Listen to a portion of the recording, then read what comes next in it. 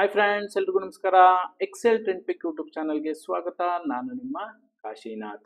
Friends, ನನ್ನ ವ್ಯೂವರ್ಸ್ಗೋಸ್ಕರ ನಾನು ಒಂದು ಗಿಫ್ಟ್ನ ಈ ವಿಡಿಯೋ ಮುಖಾಂತರ ಕೊಡೋದಕ್ಕೆ ಇಷ್ಟಪಡ್ತಾ ಇದ್ದೀನಿ.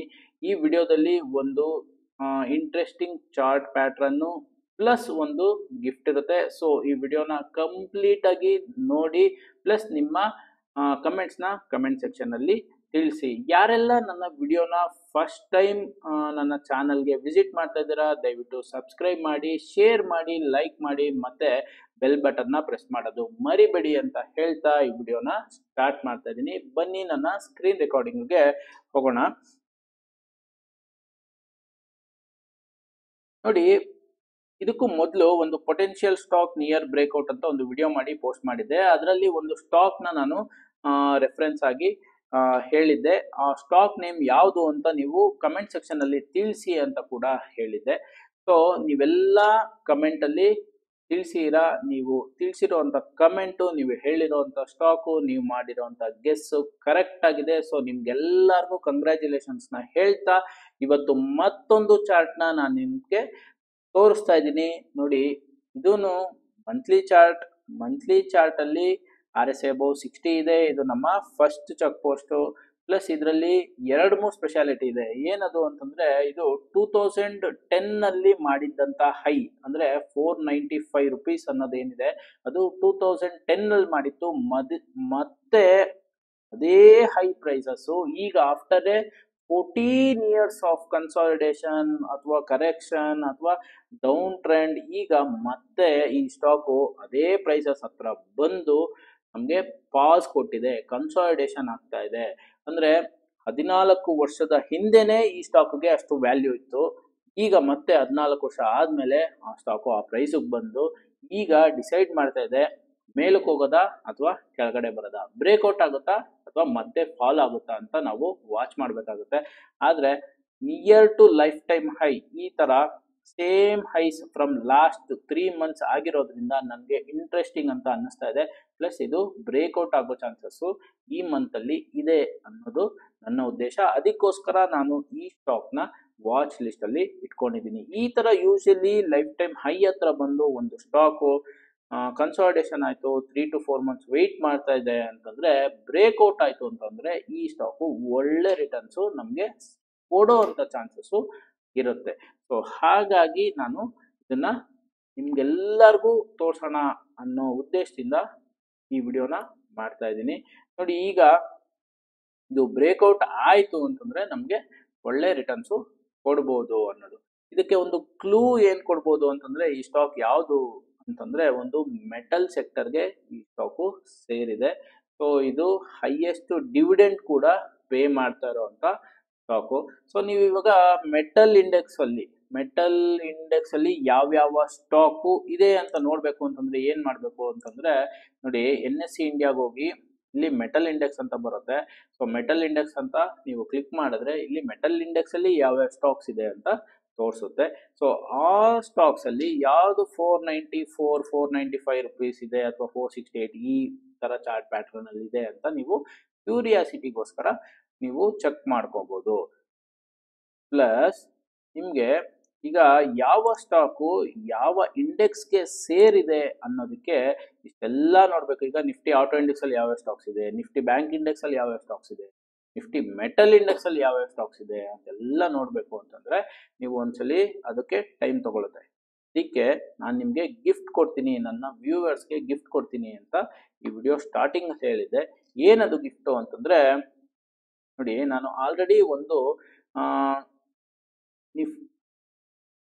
ಯಾವ್ಯಾವ ಸೆಕ್ಟರ್ಗೆ ಯಾವ್ಯಾವ ಸ್ಟಾಕ್ಸು ಸೇರುತ್ತೆ ಅಂತ ಒಂದು ಎಕ್ಸೆಲ್ ಶೀಟ್ನ ಪ್ರಿಪೇರ್ ಮಾಡಿ ಇಟ್ಟಿದ್ದೀನಿ. ಸೊ ಈ ಎಕ್ಸೆಲ್ ಶೀಟು ನಿಮಗೆ ಯೂಸ್ ಆಗುತ್ತೆ ಅನ್ನೋ ವಿಚಾರನ ಇಟ್ಕೊಂಡು ನಾನು ನಿಮಗೆ ಈ ಗಿಫ್ಟ್ನ ಕಳಿಸ್ತೀನಿ ಅಂತ ಹೇಳಿದೆ. ಸೊ ನೀವು ಮಾಡಬೇಕಾಗಿರುವಂಥದ್ದು ಇಷ್ಟೇ, ನಿಮ್ಮ ಹೆಸರು ಮತ್ತು ನಿಮ್ಮ ಇಮೇಲ್ ID-ನ ಇಲ್ಲಿ ಕೆಳಗಡೆ ಬರ್ತಾ ಇರೋವಂಥ ನಂಬರ್ಗೆ ಮೆಸೇಜ್ ಮಾಡಿದ್ರೆ, ವಾಟ್ಸಪ್ ಮಾಡಿದ್ರೆ ಈ ಎಕ್ಸೆಲ್ ಶೀಟು ನಾನು ನಿಮಗೆ ಶೇರ್ ಮಾಡ್ತೀನಿ. ನೆಕ್ಸ್ಟು ನೀವೇನು ಮಾಡಬೇಕು ಅಂತಂದರೆ, ಯಾವುದೋ ಒಂದು ಸ್ಟಾಕ್ನ ಬೈ ಮಾಡ್ತೀರಾ ಅಂತ ಇಟ್ಕೊಳ್ಳಿ. ಆ ಸ್ಟಾಕು ಯಾವ ಇಂಡೆಕ್ಸ್ಗೆ ಸೇರುತ್ತೆ, ನಾನು ಯಾವ ಇಂಡೆಕ್ಸ್ ಅನಾಲಿಸಿಸ್ನ ಮಾಡಬೇಕು ಅಂತ ನೀವೇನಾದ್ರು ಕನ್ಫ್ಯೂಷನ್ ಅಲ್ಲಿದ್ರೆ ನೀವು ಮಾಡಬೇಕಾಗಿರೋದು Ctrl+F ಅಂತ ಕೊಟ್ರೆ ಇಲ್ಲಿ ಡಿವಿಸ್ ಲ್ಯಾಬ್ ಅಂತ ಕೊಡ್ತೀನಿ ಅಂತ ಇಟ್ಕೊಳ್ಳಿ. ಡಿವಿಸ್ ಲ್ಯಾಬ್ ಫೈಂಡ್ ಆಲ್ ಅಂತ ಕೊಟ್ರೆ ಇದು ಎಲ್ಲಿದೆ ಅಂತ ತೋರಿಸುತ್ತೆ. ಇಲ್ಲಿ ಡಿವಿಸ್ ಲ್ಯಾಬ್ ಹೈಲೈಟ್ ಆಯಿತು. ಸೊ ಅದೇ ಥರ ಆಕ್ಸಿಸ್ ಬ್ಯಾಂಕ್ ಅಂತ ಕೊಟ್ರೆ ನನಗೆ ಇದು ನಿಫ್ಟಿ ಬ್ಯಾಂಕಿಂಗ್ ಇಂಡೆಕ್ಸ್ ಅಲ್ಲಿ ಇದೆ ಅಂತ ಗೊತ್ತಾಯ್ತು. ಅದೇ ತರ ನನಗೆ ಕಲ್ಯಾಣ್ ಜ್ಯುವೆಲರ್ಸ್ ಅಂತ ಕೊಡ್ತೀನಿ. ಫೈಂಡ್ ಆಲ್ ಕೊಟ್ರೆ ಇದು ನಿಫ್ಟಿ ಕನ್ಸ್ಯೂಮರ್ ಡ್ಯೂರಬಲ್ ಇಂಡೆಕ್ಸ್ ಅಲ್ಲಿ ಇದೆ ಅಂತ ಗೊತ್ತಾಯ್ತು. ಮತ್ತೆ ಇದೇ ಇದರಲ್ಲಿ ನಾವು ಫಾರ್ ಎಕ್ಸಾಂಪಲ್ MCX ಅಂತ ಕೊಟ್ಟೆ. MCX ಕೆನಾಟ್ ಫೈಂಡ್ ಅಂದ್ರೆ ಈ MCX ಅನ್ನೋ ಸ್ಟಾಕು ಯಾವುದೇ ಸೆಕ್ಟರ್ ಇಂಡೆಕ್ಸ್ಗೆ ಸೇರಲ್ಲ. ಸೊ ಹಾಗಾಗಿ ನಾವು MCX ನ ಏನಾದ್ರು ಬೈ ಮಾಡ್ತೀವಿ ಅಂತಂದ್ರೆ ಯಾವುದೇ ಸೆಕ್ಟರ್ ಚಾರ್ಟ್ ನ ನೋಡೋ ಅವಶ್ಯಕತೆ ಇರೋದಿಲ್ಲ. ಅದೇ ನಾನು ಆಕ್ಸಿಸ್ ಬ್ಯಾಂಕ್ ನ ಬೈ ಮಾಡ್ತೀನಿ ಅಂತಂದ್ರೆ ನಾನೇನ್ ಮಾಡ್ಬೇಕು, ನಿಫ್ಟಿ ಬ್ಯಾಂಕ್ ಇಂಡೆಕ್ಸ್ ನ ನೋಡ್ಬೇಕು. ಬ್ಯಾಂಕ್ ಇಂಡೆಕ್ಸ್ ಬುಲ್ಲಿಶ್ ಇತ್ತು, ಸೂಪರ್ ಬುಲ್ಲಿಶ್ ಅಲ್ಲಿ ಇತ್ತು, ಅವಾಗ ಮಾತ್ರ ಆಕ್ಸಿಸ್ ಬ್ಯಾಂಕ್ ಬೈ ಮಾಡಿದ್ರೆ ನನಗೆ ಅದು ಡಬಲ್ ಬೂಸ್ಟ್ ನ ಕೊಡುತ್ತೆ. ನೋಡಿ ಇವಾಗ ಲಾಸ್ಟ್ ಮಂತ್ ಅಂದ್ರೆ ಈ ಮಂತ್ ಅಲ್ಲಿ ಜುಲೈ ಮತ್ತೆ ಆಗಸ್ಟ್ ಮಂತ್ ಅಲ್ಲಿ ನಮಗೆ ನಿಫ್ಟಿ ಫಾರ್ಮಾ ತುಂಬಾ ಮೇಲಕ್ಕೋಯ್ತು. ಸೊ ಫಾರ್ಮಾ ಇಂಡೆಕ್ಸ್ ಸ್ಟ್ರಾಂಗ್ ಇರೋದಕ್ಕೆ ಫಾರ್ಮಾ ಇಂಡೆಕ್ಸ್ ಅಲ್ಲಿ ಇದ್ದಿದ್ದಂತ ಸ್ಟಾಕ್ಸ್ ಎಲ್ಲ ಮೇಲಕ್ಕೋಯ್ತು.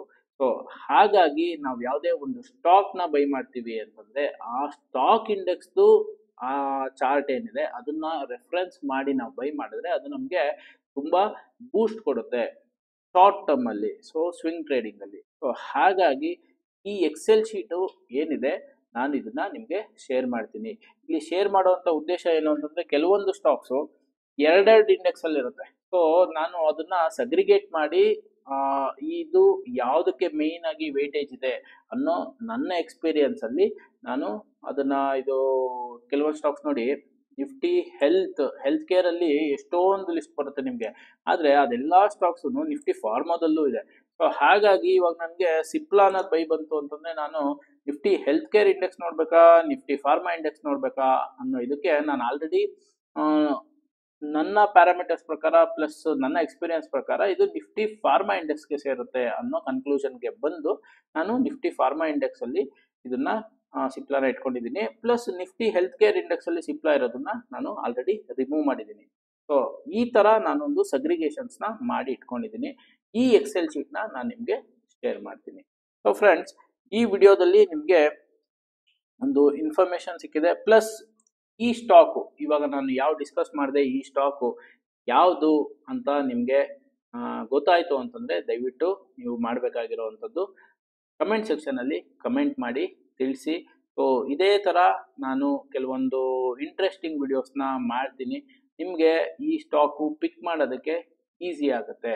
ಸೊ ನೆಕ್ಸ್ಟ್ ನೀವು ಕಮೆಂಟ್ ಮಾಡಿದಾಗ ನಿಮಗೆ ಏನು ಅಂತಂದರೆ ಒಂದು ಕ್ಯೂರಿಯಾಸಿಟಿ ಇರುತ್ತೆ. ಪ್ಲಸ್ ನೀವು tradingview.com ಓಪನ್ ಮಾಡಿ ಈ ಪ್ಯಾಟ್ರನ್ನ ನೋಡ್ದಂಗೆ ಅನ್ಸುತ್ತೆ.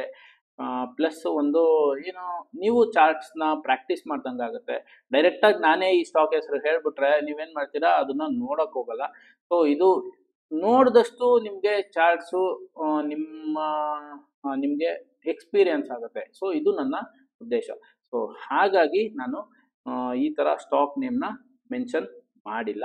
ಸೊ ಫ್ರೆಂಡ್ಸ್, ಈ ವಿಡಿಯೋದಲ್ಲಿ ನಿಮಗೆ ಇನ್ಫಾರ್ಮೇಶನ್ ಸಿಕ್ಕಿದೆ ಅಂತ ಅನ್ಕೊಂತೀನಿ. ನನ್ನ ಈ ವಿಡಿಯೋ ಇಷ್ಟ ಆಗಿದ್ರೆ ನೀವು ಲೈಕ್ ಮಾಡಿ, ಶೇರ್ ಮಾಡಿ ಮತ್ತು ಕಮೆಂಟ್ ಮಾಡಿ ಅಂತ ಹೇಳ್ತಾ ನನ್ನ ವಿಡಿಯೋನ ಮುಗಿಸ್ತಾ ಇದ್ದೀನಿ.